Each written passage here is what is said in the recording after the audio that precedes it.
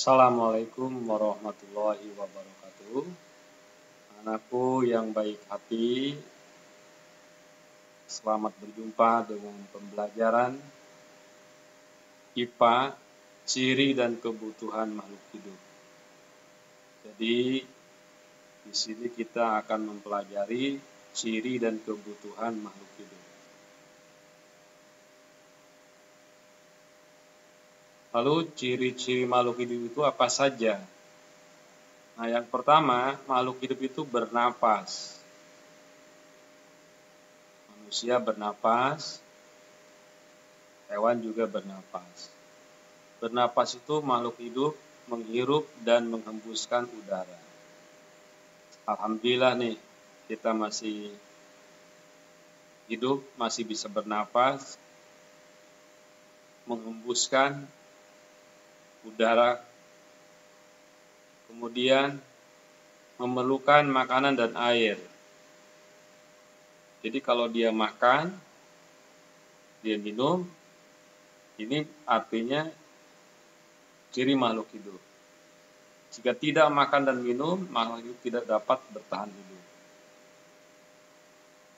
Nah, berikutnya bergerak.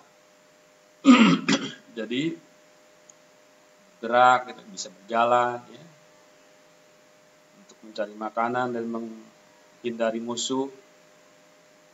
Ini adalah ciri makhluk hidup. Jadi kalau batu tidak bergerak, maka dia termasuk benda mati.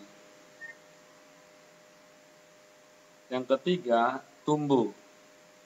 Makhluk hidup itu mengalami pertumbuhan.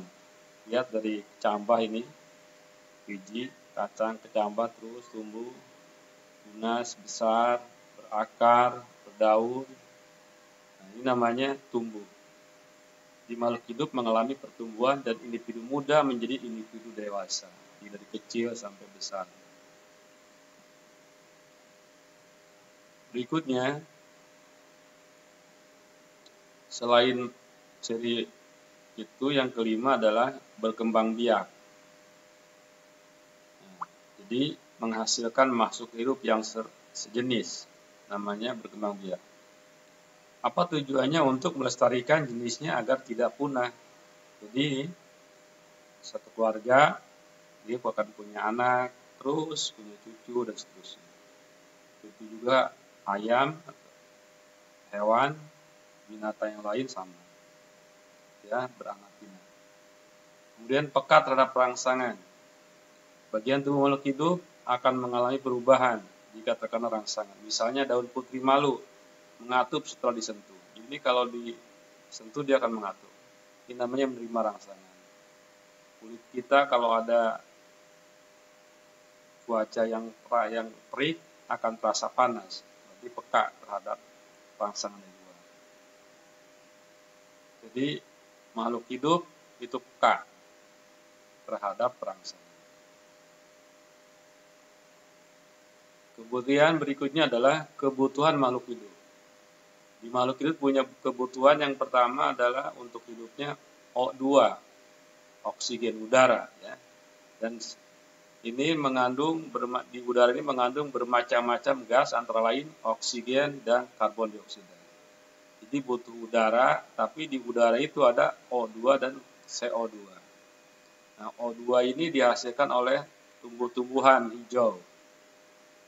Nah, kita memerlukan yang namanya O2 dari tumbuhan. Sedangkan tumbuhan memerlukan CO2 dari manusia yang dikeluarkan. Jadi kita antara tumbuhan dengan manusia itu saling menguntungkan, atau simbiosis mutualisme, saling menguntungkan, saling membantu. Kemudian kebutuhan air. Air ini melarutkan zat makanan agar mudah diserap oleh tubuh. Juga untuk mengangkut sari-sari makanan, oksigen dan karbon dioksida. Ini air. Ya, jadi kita perlu minum minimal 7-18, ya. Kemudian matahari, sumber energi terbesar di bumi. Ini kita perlu untuk berjemur 9 pagi misalnya, karena ini matahari ini sangat baik, ya, untuk mengandung vitamin D untuk penguatan daripada tulang. Kemudian makanan, di mana sebagai sumber energi dan tempat tinggal untuk berkembang biak, mencari makan, dan tempat berlindung. Jadi ini kebutuhan makhluk hidup di dunia ini. Jadi kita perlu udara, perlu air, perlu matahari, perlu makanan, perlu tempat tinggal. Nah, karenanya kita wajib belajar, wajib bekerja. Untuk apa? Untuk hidup, untuk beribadah, untuk terus kita bermanfaat bagi kehidupan manusia.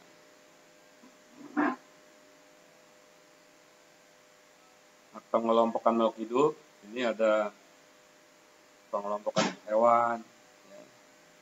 Hewan juga ada hewan yang menyusui, hewan bertulang belakang, ya.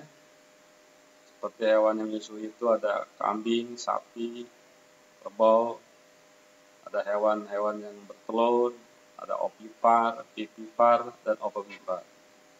Hewan yang bertelur, beranak, bertelur dan beranak.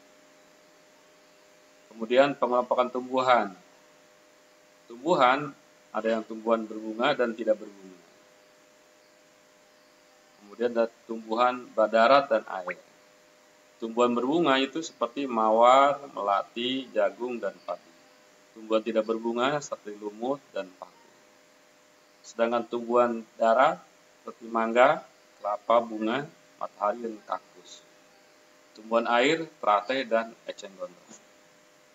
Nah, mudah-mudahan kalian bisa paham semua bahwa makhluk hidup memiliki ciri-ciri tertentu. Demikian, semoga bermanfaat dan selamat belajar.